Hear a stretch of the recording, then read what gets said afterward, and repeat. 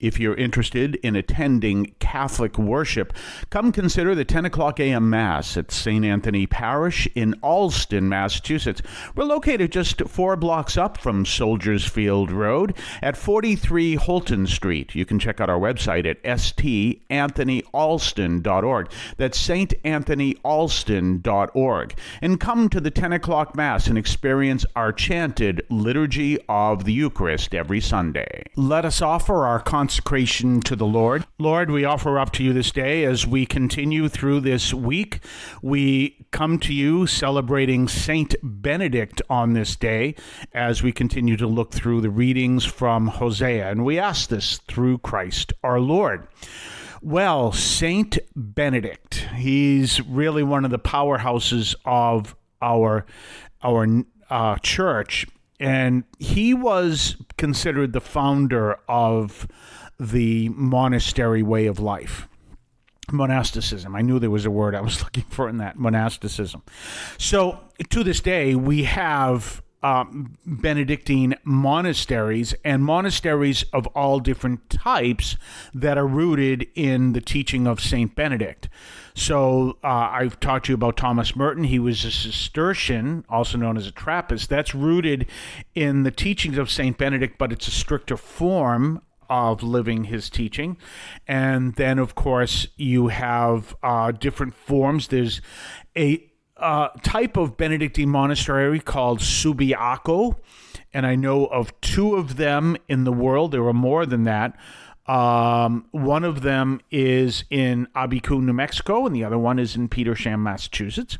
So there are Subiaco all over the world. There's also for those of you in the Boston area, there's the Glastonbury Abbey down in Hingham, Massachusetts. That's rooted in the teachings of St. Benedict. So St. Benedict was the father of monasticism. He had a sister, by the way, by the name of Scholastica. And so the 2 of them she was also in part of monasteries, a female monastery. And so you have these very, very fascinating way of coming to know the Lord. Now, what's the whole focus of a monastery? Well, prayer through work, ora pro labores, which means prayer through work. So, for example, the monastery down in Hingham, Glastonbury, does retreat work. They also have this wonderful bookstore down there, by the way, and they have a very nice chapel where you can go and pray. So that's one of their works. Now, there's also retreat work done at the Trappist monastery, Cistercians, but they also make jelly. That's part of their, as I said, ora pro laboris. That means prayer through work. And I hope I got that, or work through prayer through work. I'll tell you a little funny story in a minute. But so that's part of it. And so they produce Trappist jelly, which you can find at any one of your supermarkets, or you can actually go to the store, which is on Route 31 in Spencer, there's obviously if Spencer's in the middle, there's 31 that's south of Spencer and 31 north of Spencer. You want to be on 31 north of Spencer on your way towards, well, it eventually goes to Route 2. But you're not getting anywhere near that far.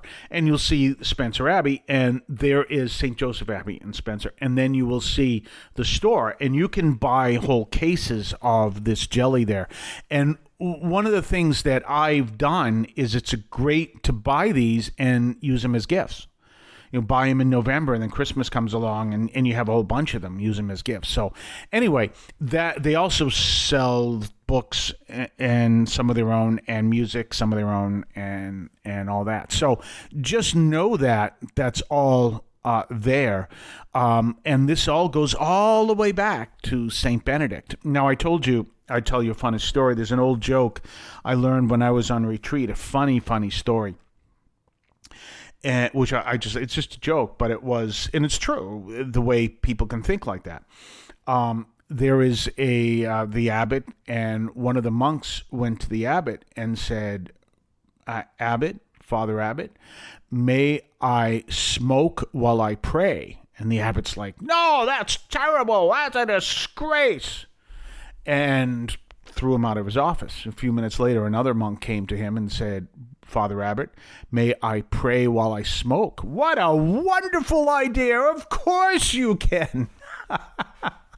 So I always tell people, if you want to understand how the Catholic Church works, you have to know how it's phrased and how to phrase it. But anyway, this all goes back to the time of Saint Benedict, who started the Benedictine monasteries, and there's all different type, and it's all about separating from the world and being focused more on God as a community and as people who witness to the Lord by your form of prayer and work. So it's all there, and it's a very powerful form. It's a vocation, and you don't just go because you want to go. You go because the Lord calls you. It's a very powerful way of living religious life. We're going to talk more on the other side of the break. You're listening to St. Anthony Overnight, St. Anthony in Alston. You can now leave a message for us, which we can air and discuss on this program. Just call 617-297-7452. That's 617-297-7452. 617-297-7452. Feel free to call, leave a comment, a question, or even feedback, and we may play it on the air. I can discuss your comment or question as well, so give that a try. 617-297-7452, 617-297-7452. We're back, and we're talking about St. Benedict and the monastery way of life, and there's all different types. Now, a monk is someone who is part of the Benedictine monastery life. There are Franciscans, they are friars. I had one Franciscan friar from New York write a nasty letter when I did a voiceover, and I just read the script, and it said Franciscan monk, so that's the script, so I just read the script, and I get this nasty letter come back to me because I said monk instead of friar, but that's what the script said. So yeah, always keep in mind, the Franciscans are friars, the Benedictines are monks, and a little bit different. So, powerful story with Saint Benedict. He was also a great exorcist, and he went to visit a monastery, and he had this very close relationship with God, similar to Padre Pio. And apparently the monks didn't like him because he was so strict, and they actually put poison in his drink. And he went to drink it, and this, I guess a snake showed up or something, let him know that there was poison in the drink. And he turns to the other monks and said, if you didn't want me to be here, you just had to tell me. So it's a terrible story in a sense, but it reflects on his humor. Look, if you don't like me being here, just tell me to leave. Because he was the one who oversaw all the monasteries. And he put together the Benedictine rule. Now, I said something earlier in the week about the difference between the way we'll say punishments or even sentences are meted out in Leviticus and in the surrounding cultures. Well, one of the examples I got from that is something when we read in the seminary the Benedictine rule, you will see that certain things that they did, if they committed like certain sins that they did, the punishment was to being whipped so many times. And we're going, that's barbaric, talking to our teacher. He says, no, you don't understand.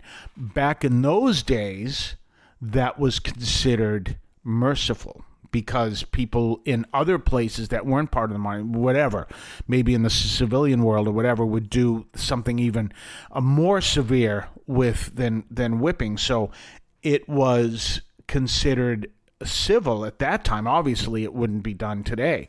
Well, that's where I got the idea. Remember what I told you, that whereas certain crimes in the Bible will call for people to be stoned to the death, and we'll go, well, that's barbaric.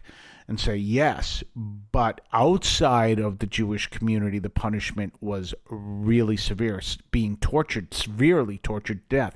So you could see that as barbaric as something may sound within we'll say, the community that we see in the Old Testament, or what we see in some of the writings of the saints, is actually, by the standards of the time, more civilized.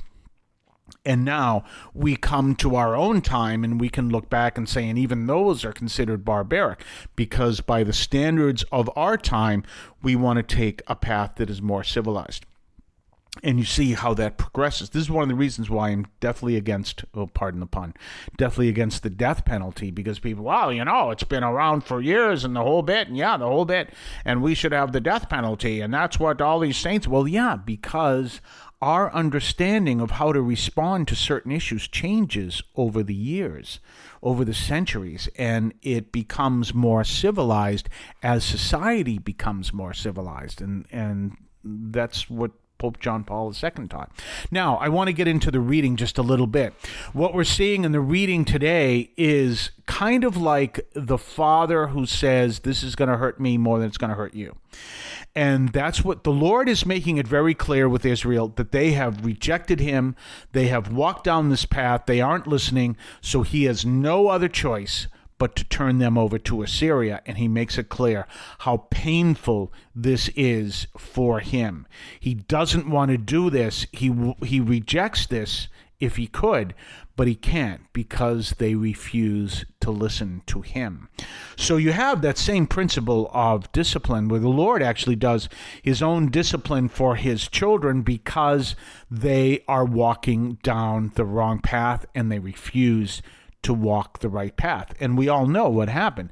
Assyria comes in and wipes out Israel, not to exist again until 1948. And remember what I tell you, the God that the Assyrians worshipped prior to going into Israel, you can find a bas-relief of that God at the Museum of Fine Arts in the Middle East section. We'll talk more tomorrow. Have a blessed day. I want to call your attention to Catholic TV, which offers great faith-filled, family-friendly programming 24 hours a day. You can find your cable channel at www.getcatholictv.com. And you can watch online on the free apps or check out the YouTube channel. Daily Mass, Rosaries, the Divine Mercy Chaplet, and the Our Lady of Perpetual Help Novena are all available online and on demand. Check out CatholicTV.com. Remember, when you're looking for a place to attend Mass, and if you don't already attend Mass at your local parish, come to St. Anthony Parish in Allston, Massachusetts. We're located at 43 Holton Street in Allston, just a few blocks up from Soldiers Field Road. And you can check us out, come to our 10 o'clock a.m. Mass, and come to experience our Catholic worship at St. Anthony Parish in Allston, Massachusetts.